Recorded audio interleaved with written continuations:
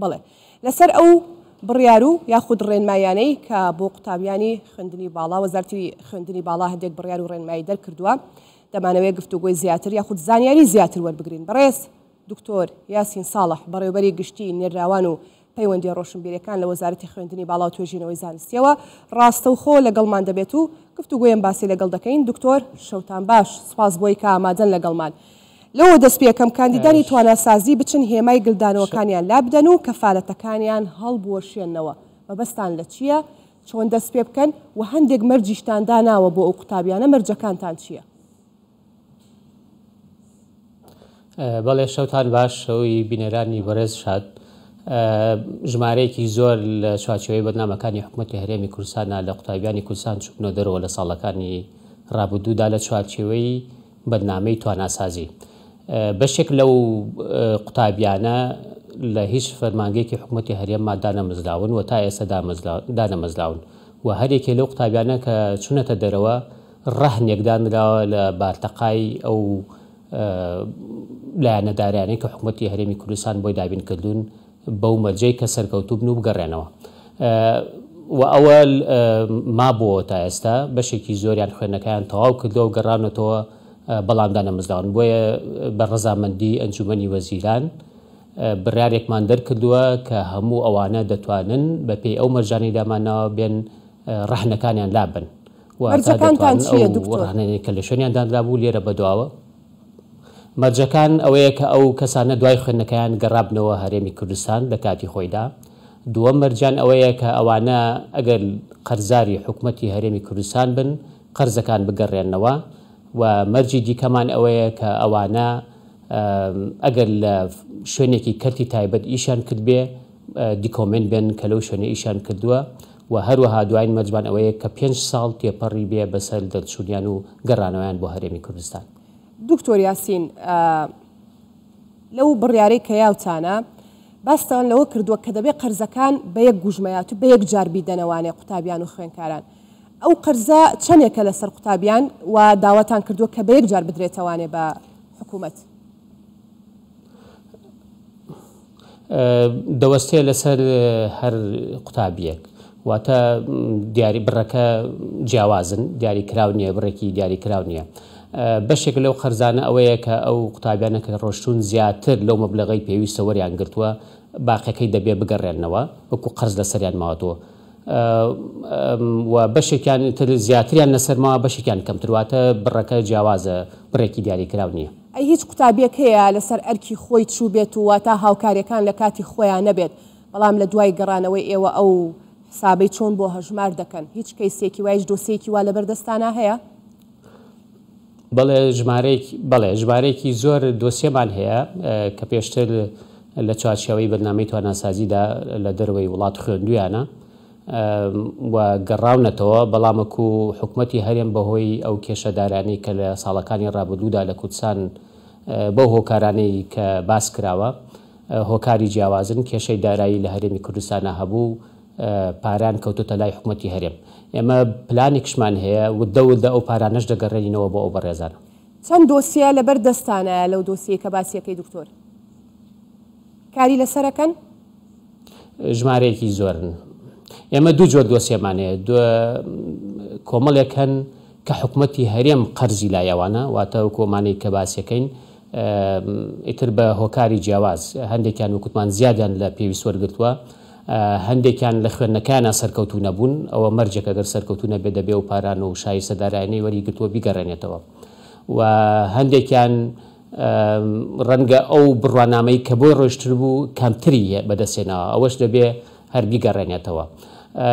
لەبەرەوە حکوومەتی هەرێم قەرزێکی زۆری کەوتۆتە لای کاندیدانی تواناسازی و بێچانەوە بەشێک لە کاندیدانی تواناسازیش پاریان کەوتۆتە سەر حکوومەتی هەرێم. ئێمە ئەوانەی کە پارەی حکوومەتی هەرێم کەوتۆتە لایەن بە شێوەیەکی ئاسانکاری کە ئاسانکارێکی زۆریان بۆکەین لیان وەردەگریرەوە و ئەوانەشی بە پێچوانەوە کە پاریان کەوتۆتە لای حکوومەتی هەرێم بە پێی بەرنامەیەک لە بۆیان دەگەڕێنینەوە. ئەم بەرنامەیەکەی جێبەجێ دەکرێت دکتۆر بۆ گەڕانەوەی ئەو پارەیە بۆ قوتابیان؟ حالیان جێبەجێکرێ، بەڵێ لە چەند مانگی ڕابردوودا ئێمە لیستێکمان ڕاگەیاند نزیک بە 80 قوتابی سوودمەند بوو پێی و بەم نزیکانە لیستێکی کە ڕاگەێنین احتیمالە تاوەکو 100 تەڵەبە یاخود 80 تەڵەبەی کە لەو کاندیدانە سوودمەند بن بێ.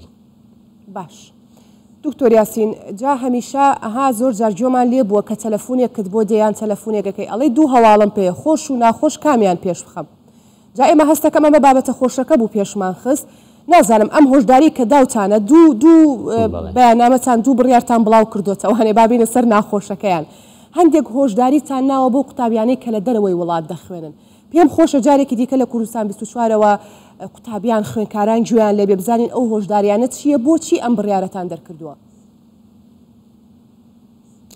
لە ڕاستی ئەمەشە هەراواڵێکی خۆشە ناخۆش نییە چونکە ئەمە باشتر ڕێنمایەکی نوێمان دەرکردووە بەڵێ ئێمە ڕێنمایەکی نوێمان دەرکردووە بۆ بەرزکردنی کوالیتی ئەوانەی کە لە دەرەوە خوێن و هەروەها لیستێکی نوێمان دەرکردووە بۆ ئەو زانکۆیانەی کە باوەڕپێکراون لە هەرێمی کوردستانە هەردوو بوارەکە بەمبەستی بەرزکردنەوەی کوالیتی ئەو بەڕێزانەیە کە لە دەرەوە خوێن و بۆ بەرزکردنەوەی ئاستی زانستی و ئەکادیمیە لە هەرێمی کوردستانە بەهۆی ئەو دوو بڕیارەوە بەشێک لەو کەسانەی کە پێشتر فەرمانی وزاریان بۆ هەبوو کە مۆڵەتی خوێنیان پێ بدرێ بچن بۆ دەرەوە و هەروەها بەشێک لەوانەشی کە فەرمان بەرنین پێشتر ئۆفەریان وەرگرتە بوو بەڵام هێشتا نەڕۆشت بوون بەشێکی زۆریان بەرنامەیان هەیە ئەم مانگی دووە بچن بۆ خوێندن بەهۆی ئەو دوینەوە نیان دەتوانی بچن ئێمە ئەو بڕیارەمان دەرکردووە ئاسانکاریمان بۆ کردوون هەتاوەکو 15 مانگ دەرفەتمان پێداون کە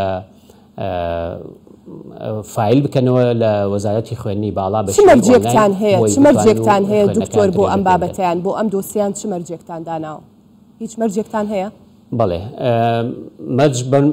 بەڵێ مەرجی یەکەممان بە نسبەت ئەوانەی کە فەرمان برن پێویستە پێشتر فەرمانی وزاریان بۆ دەرچوو بێ یاخود فەرمانی کاندید بوون کە کاندیدن بۆی بخوێنن ئەوە بۆ ئەوانەی کە فەرمان برن بۆ ئەوانەی کە فەرمان بەرنین مەرجەکەمان ئەوەیە کە پێشتر فایلیان ئۆنلاین لە وەزارەتی خوێندنی باڵای کوردستان کردبێتەوە یاخود